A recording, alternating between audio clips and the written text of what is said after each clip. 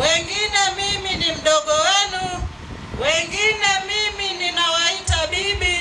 Tukikaa hapa tukaanza kuelezeana habari za undugu, unakuta kijiji kizima cha Idihani wote ni ndugu zangu. Mimi nataka kuzungumza na nyinyi kwa ufupi sana leo. Kuna vitu tumejisahau sana. Yaani imefika mahali Idihani tumejisahau kwamba nchi hii ni ya mfumo wa vyama vingi. Lakini pili, tumesahau kwamba aliyeleta mfumo wa vyama vingi ni hayati Mwalimu Julius Kambarage Nyerere. Kwa nini Nyerere alileta mfumo wa vyama vingi? Nyerere alileta mfumo wa vyama vingi ili watu wa Idihani mkichoka CCM mchague chama kingine. Na alifanya vile kabla ya kufa ili watu wa Idihani msimlilie kwamba Nyerere, kwa nini ulituachia ili dubwasha moja? Mbona linatutesa? Nyerere hakutaka siku ifike mkapige viboko kaburi lake. Lakini sisi tumesahau kwamba Nyerere aliona mbali. Alijua huko tunakoenda wananchi watateseka sana na serikali ya Chama cha Mapinduzi. Watahitaji mabadiliko. Wakati nawaambia watu nakuja Idihani, waliniambia huko Idihani acha usiende. Idihani bado wanauelewa mdogo. Nikawaambia tulia. Watu wa Idihani wanajitambua. Ngoja mimi nikazungumze nao, naamini watanielewa. Sikilizeni ndugu zangu watu wa Idihani. Mfumo wa vyama vingi lengo lake lilikuwa nzuri. Ili ifike mahali kama serikali iliyopo madarakani haijawatendea vile mnavyotarajia, muweze kubadilisha. Hebu niwaulizeni swali. Diwani wa CCM, mbunge wa CCM, rais wa CCM, alafu eti Idihani mnatarajia mabadiliko. Miaka 63. Yaani miaka 63 bapi hawatanga mitamba inasi mwito kande hale mdala wito kande. Jamani.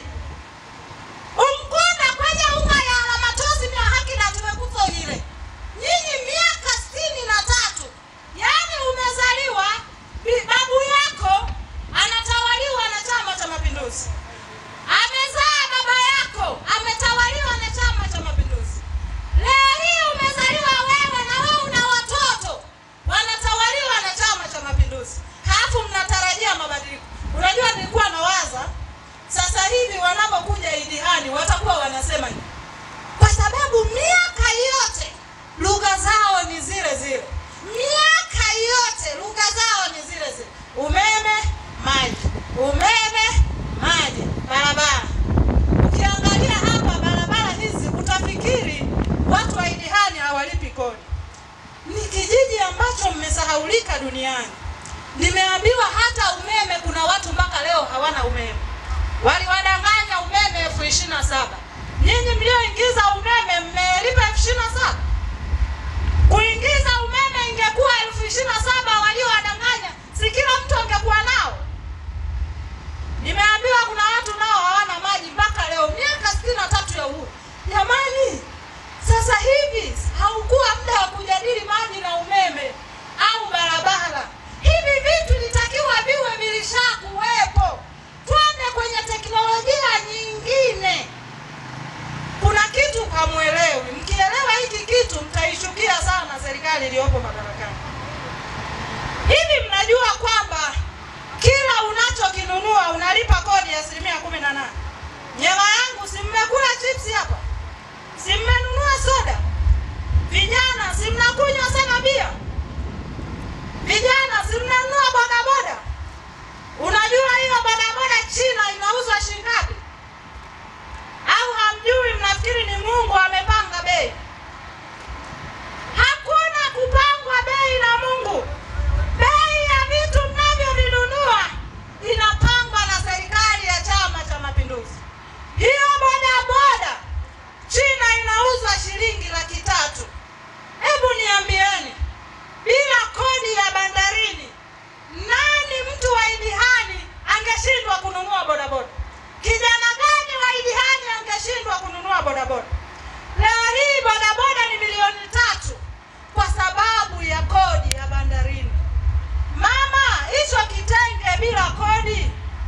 usingenunua 15,000, usingenunua 20,000.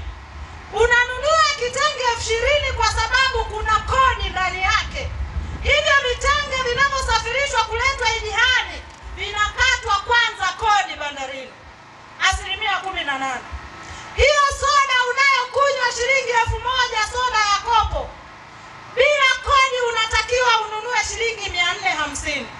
Vitu kama hivi sisi hawawezi kuambia. Wakija hapa wanacheza na magari makubwa, wanazunguka wanawatimlia na vumbi, mnahisi wenzenu ni matajiri, kumbe ni kodi zenu na fedha zenu. Nataka niwape siri moja. Hakuna mtu atakaye kuja hapa eti kisa anawapenda watu wa Idihani. Watu wanakuja hapa kwa sababu wana kodi zenu mfukoni. Sisi upinzani hatujawahi chukua kodi zenu. Mshahara wa mbunge ni milioni 18. Wewe hiyo milioni 18 hata ukichangisha ukoo wako mzima hamuipati hiyo hela. Sasa hivi maisha yamekuwa magumu, hata ndugu yako akiumwa isendi ya kusinda usibitale mpaka mtami ikao ishalukolo. Tatizo mnaamini mgumu wa maisha ni Mwenyezi Mungu.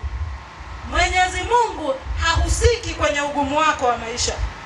Ugumu wa maisha ni pale mnapokuwa na viongozi wasiokuwa na maono. Tuna madini Makete, tuna madini Ludewa. Mkoa wa Njombe hatukutakiwa kuishi haya maisha. Leo hii mbolea imefika 120,000. Nyinyi mnafikiri hiyo 120,000 amepanga muuzaji mbolea?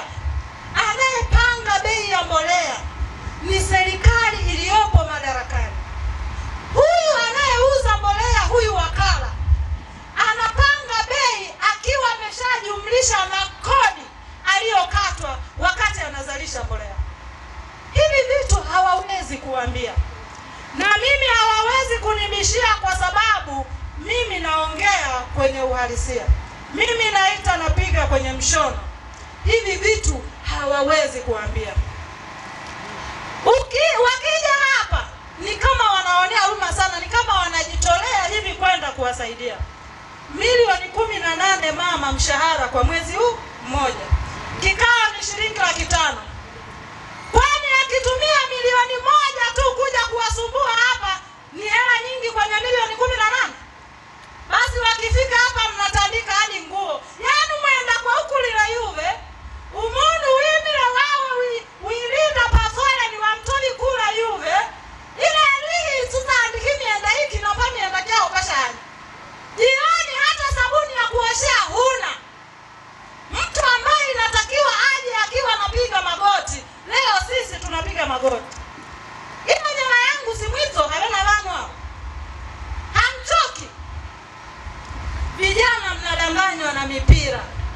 Yaani mpira wa 50,000 na mwiba numunu kita amesue, yaani we mnofu. Nani anashindwa kununua mpira wa 50,000? Tunahitaji vijana wetu washindanishwe kwenye vyuo vya mipira. Wale watakaofanya vizuri tuwauze kwenye vilabu vikubwa, wakaanze kulipwa mishahara kila mwezi, na sio kuwashindanisha. Mnawachezesha mipira, jioni kifika, babangu nakuheshimu sana, nakuona hapo, niko kazini mdogo wako. Jioni kifika, mnarudishwa Idihani na vumbi, mnapewa shilingi 5,500. Kesho unauma mafua, hata Ikonda hela haikupeleki. Kama huko wanakoshinda ni kugumu, si watu wachie na wengine? Mbona mnashindwa kujiuliza vitu vidogo sana? Haya, una hela inaitwa hela ya halmashauri, mikopo ya hela za halmashauri. Nyinyi hawakuambia mjisajili kwenye vikundi Idihani? Vijana hamjajisahau hiyo taarifa? Huku Idihani haipo. Ila Idihani natamani mnipe kura niwasaidie. Kama hata habari za fedha za mikopo ya halmashauri huku, basi hali yenu ni mbaya sana.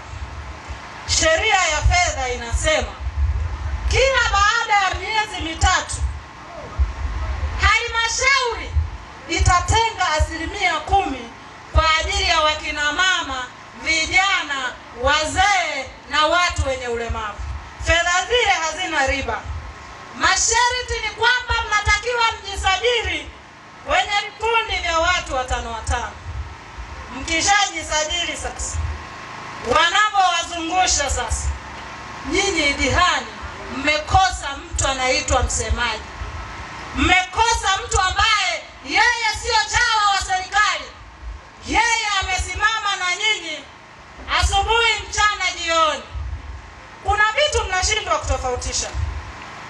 Mwenyekiti wa kijiji, mbunge ni watu ambao, au diwani, hawa watu watatu. Mwenyekiti wa kijiji, diwani na mbunge ni watu ambao wanatakiwa kusimama upande wenu masaa 24 dhidi ya serikali.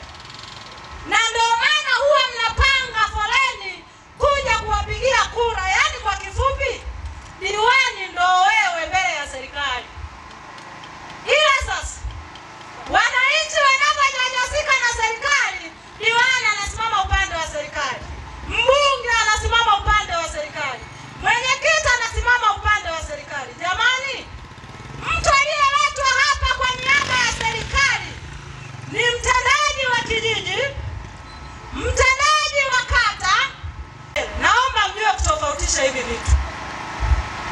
Wananchi mnaponyanyasika, inatakiwa mtu wa kwanza kutangulia mstari wa mbele, nyinyi mkiwa mnafuata nyuma, ni diwani, mbunge au mwenyekiti wako wa kijiji.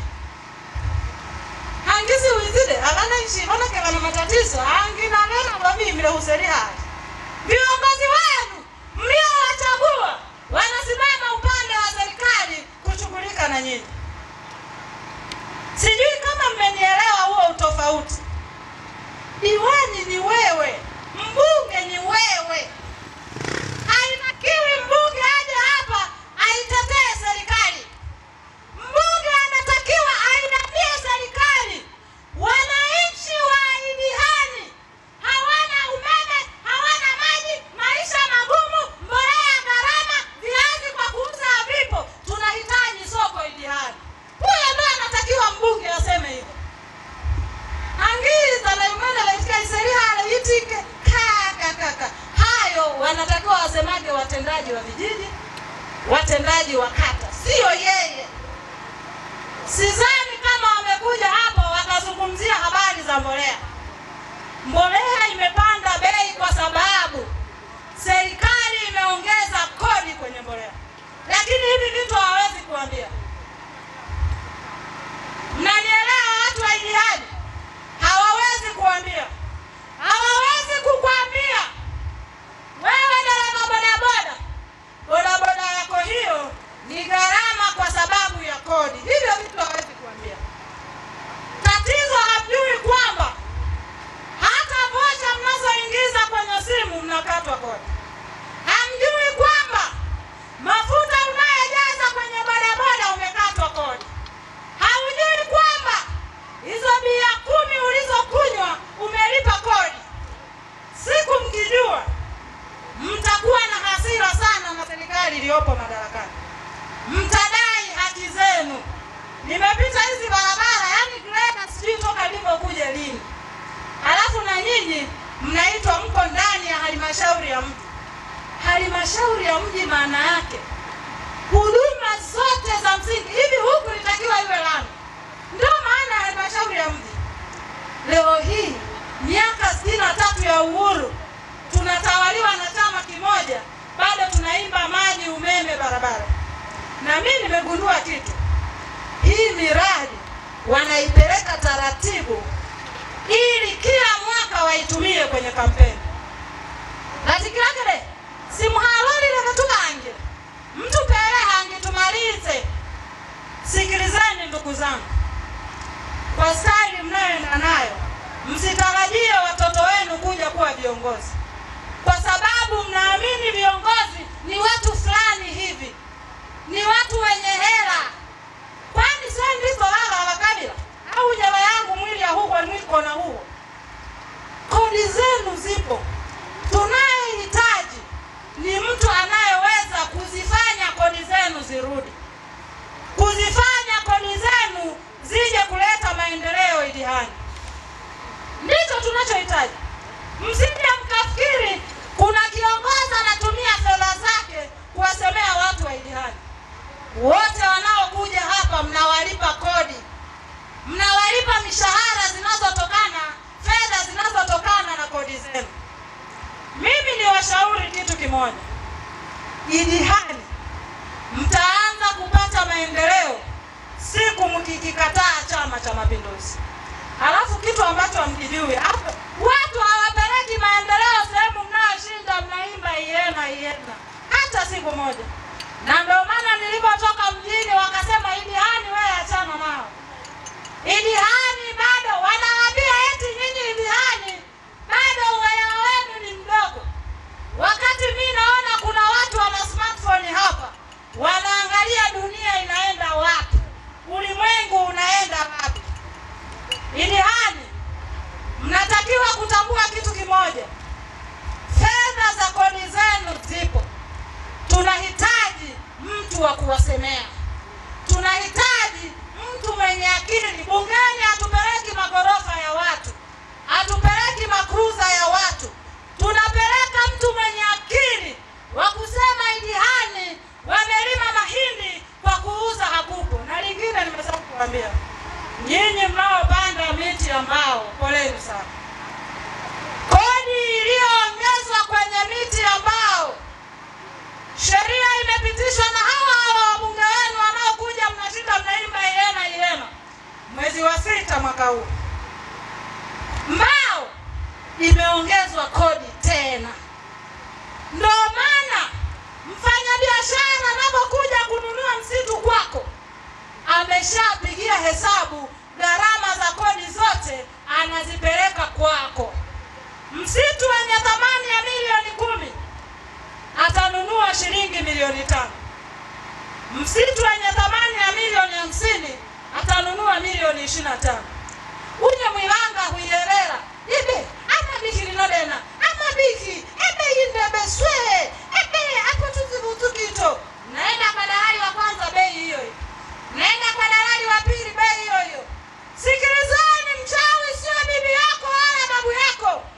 Mchawi ni serikali ya Chama cha Mapinduzi inayopanga kodi kwenye biashara. Sijui kama mnanielewa. Nataka watakapokuja mwezi wa 11, mwezi wa 12, wanaonunua misitu ya mbao msiwachukie. Wamepigwa kodi huko mpaka wamejuta. Sheria imepitishwa na hao mnaoshinda mnaimba nao iena. Acha tusakurudiwa na sema hilo ukabila. Saho. Ili Tangulini aliyeshiba anajua uchungu wa mwenye njaa. Tangulini aliyeshiba akajua uchungu wako wewe. Nchi inazidi kuwa ngumu, maisha yanazidi kuwa magumu. Imefika mahali watu wanafua nguo kila siku, yana na nguo 2. Kwa hiyo leo anafua hii, nyingine amevaa. Kesho anaanika, anavaa ile nyingine. Ndani ya wiki moja amefua shati mara 7. Nyinyi mnahisi ni Mungu tu au babu zenu hakoni le vibaya? Hakuna babu yako aliyelala vibaya. Mchawi wa maisha yako ni serikali inayochukua kodi yako. Nimesema mimi mkinichagua kuwa mbunge wa jimbo hili, nitahakikisha napigania na ninapambana kupinga sheria mbovu za kodi zilizopitishwa na wabunge wa serikali ya Chama cha Mapinduzi. Kwa sababu sheria zote unazoziona kwenye nchi hii zinapitishwa na wabunge. Sasa kwa sababu na wabunge wanaoenda kusinzia muda wote vichwa vinawaza mabiashara yao, hakuna mbunge atapinga sheria ya kodi dhidi yenu. Mnatakiwa mpeleke Sigrada ambaye hana ubia na serikali. Mimi nikishughulikia serikali ya Chama cha Mapinduzi, huwezi kunigusa kwa sababu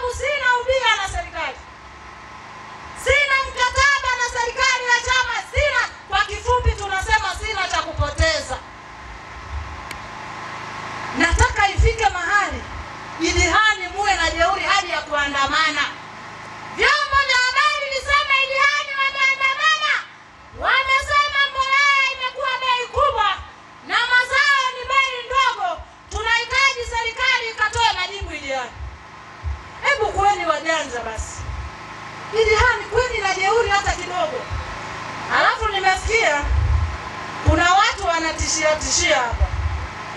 Oh, mkutano wa chama cha upinzani sio uelewa. Chama cha upinzani cha Bibako. Chama alicholeta Nyerere wao unaanza kutisha watu. Miaka 63 toka tumepata uhuru. Toka kwa mkoloni. Unaanza kutisha watu wanaenda kusikiliza sera za Chauma. Mbona mambo ya zamani sana haya? Na wewe mwanaume mzima na suruali yako ndani umetanguliza na boxer, unaogopa. Unaogopa nini? Nchi hii Nyerere alitupambania kwa damu. Wakina Mkwawa walikufa kupambana mpate uhuru wenu. Mmepata uhuru wenu, hanginaje mkioko bayani. Hivi kuna mtu anaweza kunigusa mimi kwenye nchi hii? Mimi mnavyoniona mimi. Kuna mtu anaweza kunigusa kwenye nchi hii?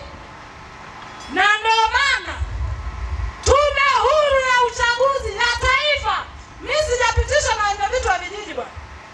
Mimi nimepitishwa kuwa mgombea halali wa nchi hii kwa kitu kinaitwa tume ya uchaguzi ya taifa. Na ndio maana polisi wako walikuwa wanakuja, nikawaambia Idihani hawana mambo mengi, nyinyi subirieni ugenge hapo nakuja. Lazima nilindwe hapa. Tatizo hamwamini kwamba hata watoto wenu wanaweza kuwa viongozi. Yaani nyinyi mnaamini kiongozi lazima atokee mjini. Ndio mnapofeli. Mmezaa watoto hapa, mmesomesha shule za kata, wamerudi wapo tu. Badala ya kuwapa vyeo, wakawawakilisha huko mbele, mwiwa mitoka ikula babo, kitu nyasima holile.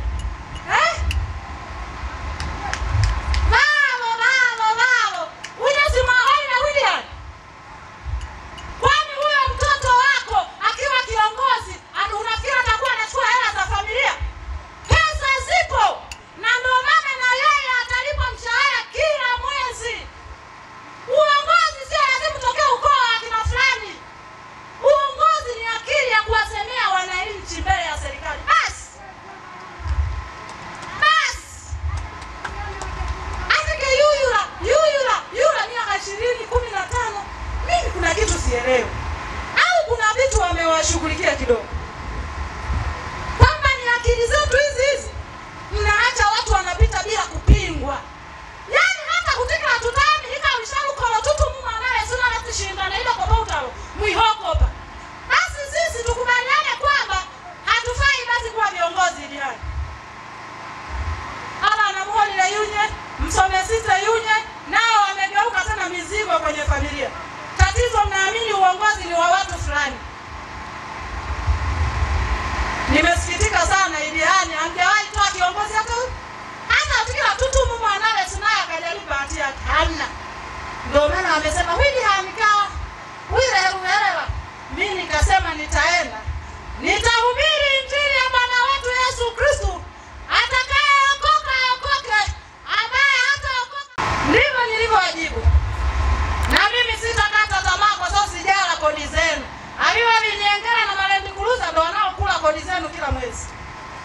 Mimi sina mshahara wowote toka serikalini. Nikuziza mabi kampora huko ndiwe ndinienga. Sina mkataba na serikali. Hizo pesa anazoshinda wanazunguka nazo. Waambieni, hivi kwa nini hii nguvu mnayotumia? Kwa nini hizi hela msielekeze kwenye mbolea? Kwa nini hizi hela msielekeze kwenye mambo ya msingi? Wasombila tipu. Ukiwaangalia wanaosombwa wale, unawaonea hadi huruma. Hajui hata mfuko mmoja wa simenti au wa mbolea ataupataje. Mwile muhunywa na ichai, mdadi ya liku tisua alepa. Msimchukia yule anayeuza sukari. Yule anauza sukari kulingana na bei aliyonunulia. Na yule wa mjini anauza kulingana na bei aliyochukulia Dar es Salaam kwenye kiwanda. Wa kiwanda anauza kulingana na kodi aliyochajiwa na serikali kwa wakati huo. Ati isukale kwa kitu pala. Evangelize bei. Evangelize.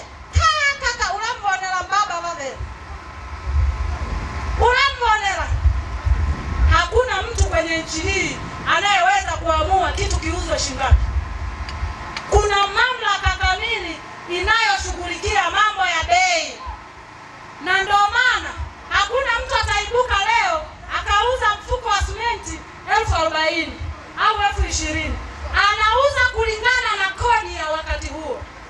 Nyinyi mashahidi, tulikuwa tunajenga nyumba, mfuko wa simenti tulikuwa tunanunua shilingi 10,000. Leo hii mfuko wa simenti shinga. Kuna vijana hapa na waangalia hadi naonea huruma. Ili kwa style hii, vijana wenzangu, mtajenga kweli? Au mwikoneka mumo mnyumba huo wazaliwa wawaka utamo ba. Uitola na mda la wileta ba. Mtajenga lini?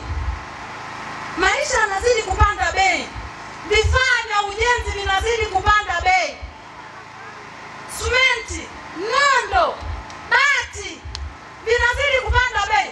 Wewe unaanza kusema yule babu yetu yule alikufunga pengine ndo aliyeniroga. Kaka. Huwezi kujenga kwa sababu mfumo wa kodi unakunyonya. Tuna mfumo wa kodi wa kinyonyaji. Hii gari mnaiona hii au tufanye hii hapa. Hii kenta. Hii kenta nje zinakonunuliwa, zinakotengenezwa. Hii gari ni milioni 8. Muulize huyu mwenye gari yeye ameinunua shilingi ngapi Tanzania? Si chini ya milioni 45 mpya. Ni kodi. Sio kwamba China magari yanauzwa hivyo au Japani magari yanauzwa hivyo. Ni kodi. Kuna kipindi upinzani tulikuwa tunapiga kelele kwamba bandari imeuzwa. Bandari ile wamepewa watu wanaiendesha. Ina maana ni sawasawa na shamba. Una shamba lako alafu umemkodisha mtu.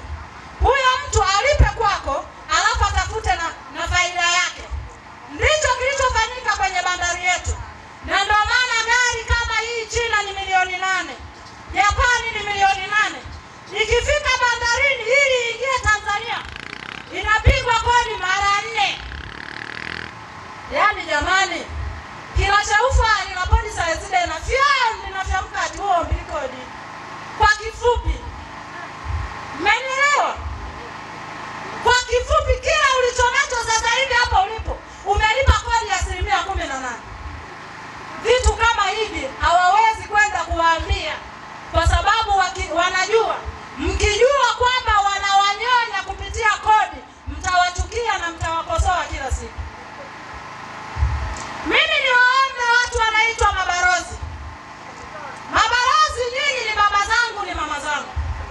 Wengine ni bibi zangu kwa sababu mabalozi wengi ni wazee. Sikilizeni.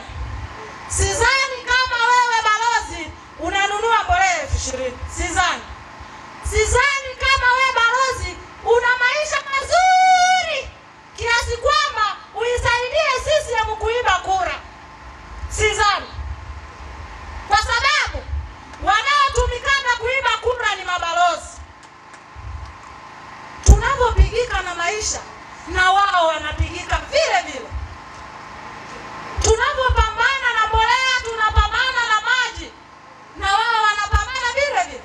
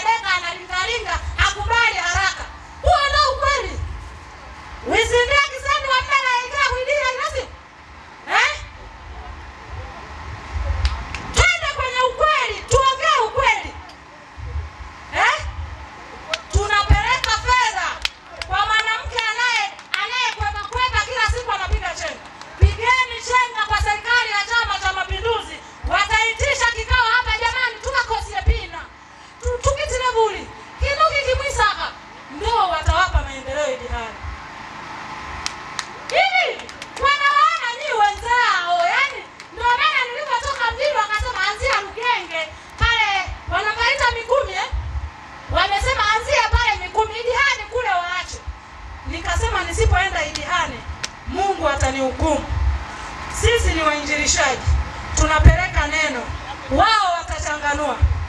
Nikasema sio wote ilihani kwamba ni wajinga. Ilihani kuna wenye akili wanaojua kwamba mfumo wa vyama vingi uliletwa na Mwalimu Julius Kambarage Nyerere ambaye ndo alikuwa mwanzilishi wa CCM. Unajua kuna vitu vinataka vione vyenyewe kama yani hii CCM, yani kama ya kwao. Wao ni CCM kuliko Nyerere. Kwa nini Nyerere alileta mfumo wa vyama vingi? Na wakati anaomba mapendekezo ya Watanzania, 70% walisema usilete mfumo wa vyama vingi. 30% wakasema leta mfumo wa vyama vingi. Nyerere aliwasikiliza walio wachache. Alisema dhambi nilizonazo zinatosha, ila nataka nife nikiwa nimewaachia Watanzania mfumo wa vyama vingi, ili wakikichoka chama kimoja wakipigia kura chama kingine. Mimi nawaambia, mkipiga kura kwa Sigrada Mligo Ilihani hivi nyinyi mnajua kwamba nyinyi ndio mnaoweza kuamua kila kitu. Tatizo ni moja, huwa mnasahau kwamba anayeamua hatima ya maisha yake ni mwananchi mwenyewe.